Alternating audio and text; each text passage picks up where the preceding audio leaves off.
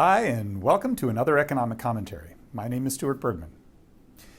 After 2 years defined by the spread of COVID-19 and associated public health restrictions, there was widespread belief that in 2022, we would race full speed to the paths that we were on before the pandemic. Now, almost midway through the year, with growth likely to slow and more challenges in view, the global economy faces a bumpy road ahead. Now, part of what powered the economic optimism was the historic amount of stimulus that governments, central banks pumped into the system in order to keep economies rolling through the lockdowns. While these policy actions led to shifting consumption patterns, they also helped consumers increase their financial reserves at a time when spending on travel, hospitality, transportation was dramatically reduced. As economies showed signs of reopening, a wave of spending was expected from consumers now flush with cash and eager to satisfy a long-since pent-up demand. But as most of the world reopens and adopts policies to help recover from COVID-19, China continues to adhere to its strict zero-COVID strategy. This has led authorities there to meet sporadic flare-ups of the virus with extensive lockdowns. In fact, during the second quarter of 2022, these policies removed Shanghai and other vital Chinese centers from global supply chains. This hampered companies' ability to meet any increase in consumer demand, leaving key inputs and parts stranded for weeks on end and exacerbating already emerging pricing pressures.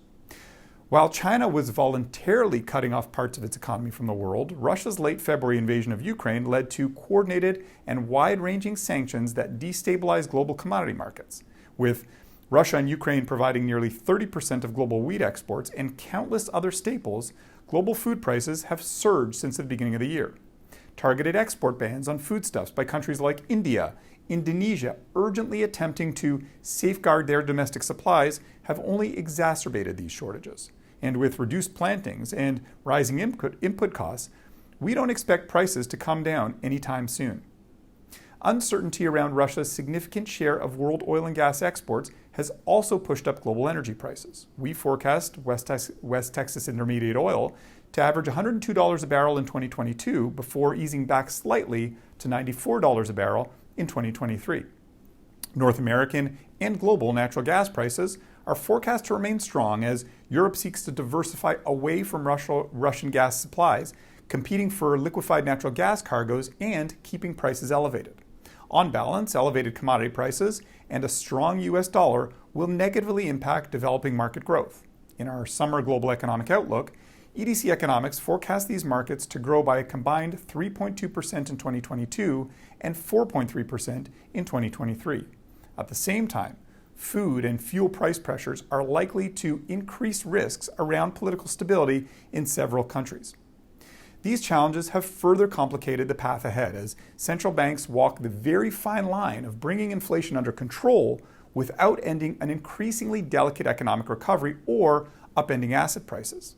We expect key central banks to continue aggressively increasing interest rates through the end of 2022, with a possibility that the Bank of Canada and the U.S. Federal Reserve will briefly surpass terminal levels in efforts to preserve policy credibility and tackle out-of-control inflation. Aggressive quantitative tightening cycles will also reduce liquidity in the system, further tightening financial conditions and leading to some repricing of risk. As financial conditions tighten, growth will slow. In fact, our forecast calls for U.S. growth of 2.7% in 2022 before decelerating to 2.2% in 2023. Facing more direct impacts from the Russia-Ukraine conflict, euro area growth will be just 2.2% in 2022 and 2% in 2023 as the continent digests supply chain disruptions and adjusts energy imports away from Russia.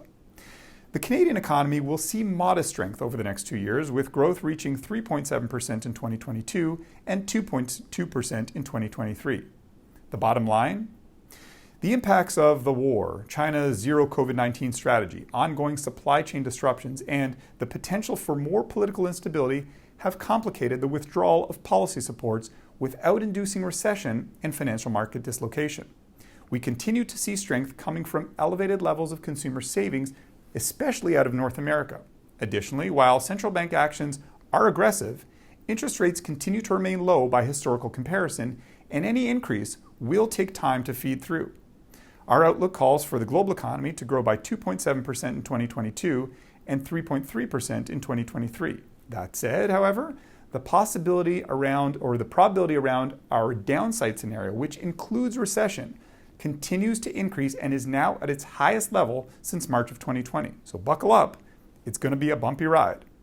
This week, a very special thank you to Ross Persikowski, Director of our Economic and Political Intelligence Center. As always at EDC Economics, we value your feedback. If you have ideas for topics that you would like us to explore, please email us and we'll do our very best to cover them in future editions of the commentary.